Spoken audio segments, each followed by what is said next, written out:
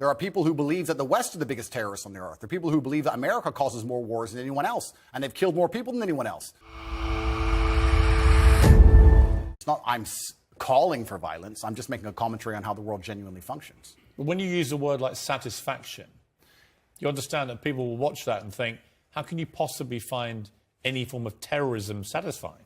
I don't find any form of terrorism satisfying. I don't find Western terrorism satisfying either. I don't think it's satisfying that we managed to find $500,000 per bomb to drop on some farmer who makes $4 a day under the name of freedom. And we can't seem to pay our nurses enough to do their jobs. I don't find any kind of terrorism. And it's actually very interesting you talk about the word terrorism. Terrorist and freedom fighter, good guy and bad guy, all of this is subjective. There are people who believe that the West are the biggest terrorists on the earth. There are people who believe that America causes more wars than anyone else, and they've killed more people than anyone else. And there's people who believe the absolute opposite. So once again, it depends who you're talking to. It's a subjective conversation. There's no black and white in the world. There's areas of gray, and that's how it is. So I thought you were talking about another video where I was saying that ISIS is standing up and fighting for what they believe in. I'm not saying what they believe in is right, but that's what they were fighting for at the time.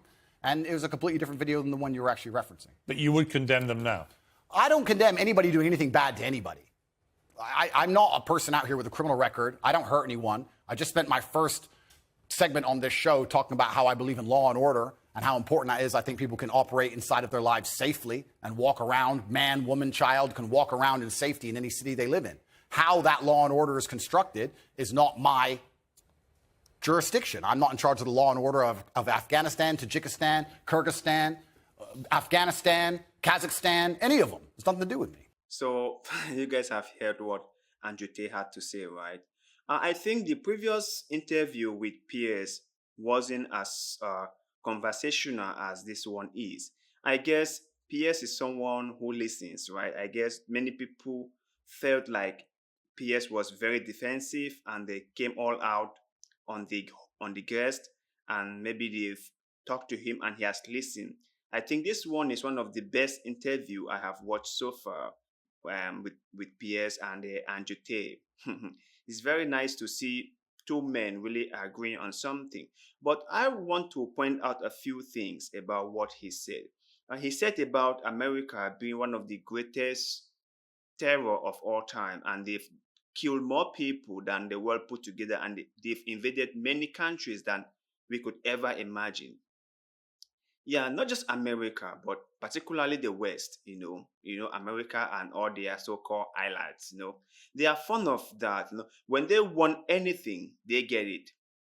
They go to a country, they take whatever they want to take, So when you hear them coming out with words like terror or phrases like fighting terrorism or anti-terrorism and stuff like that, my brothers and sisters, sometimes they are the architect of this whole thing. They engineer everything from the very beginning. And I'm happy to see that some Europeans or some Westerners are beginning to understand what their governments are doing behind the scenes. Because if there is one place where the Westerners have really destabilized, is Africa. Everyone knows about it. But I guess most Westerners, their citizens, do not know how much their government has done in terms of destabilizing Africa. It's either they have invaded the country, or they have supported proxy groups, or they have supported dictators and authoritarian leaders in power. Just look through Africa. You can see that many of these countries are having one political issue to another. There is a lot going on. And no matter what we the Africans say, nobody will believe us. No one is willing to listen to us.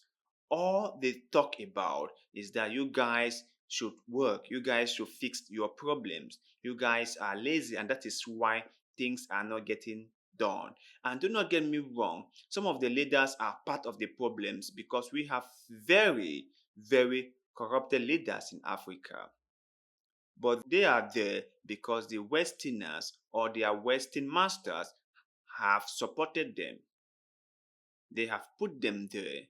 They are there to do the bidding of their master, not to govern their people, not to help the people grow. So it's really nice to see somebody like Andrew Tate, who is very outspoken, pointing out clearly what the West has done all over the world.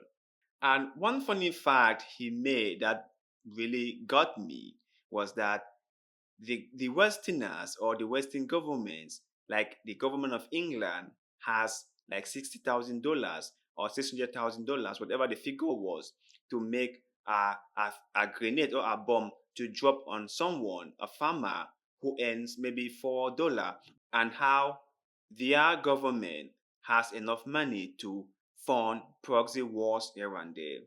But the one point he forgot to mention, or I think he does know about it, but maybe he didn't want to talk about it, was the fact that their government makes so much money from all this proxy war they are creating. Like there is so much profit to be made from all these proxy wars around the world. When they invade a country, they do not get out empty handed. So, my brothers and sisters, there is a lot going on that I think that all of us have to be very, very watchful. We must understand how the game is played in order for us to win the game. Because if we keep on playing a game without fully understanding how that game is being played, we are always going to lose. We will lose all the time. So, my brothers and sisters, what is your take on what Andrew Tate said? Let us know in the comment section below. Because, like always, we love hearing what you have to say. So, thank you very much for watching this video. And, like always, see you in the next one. Cut.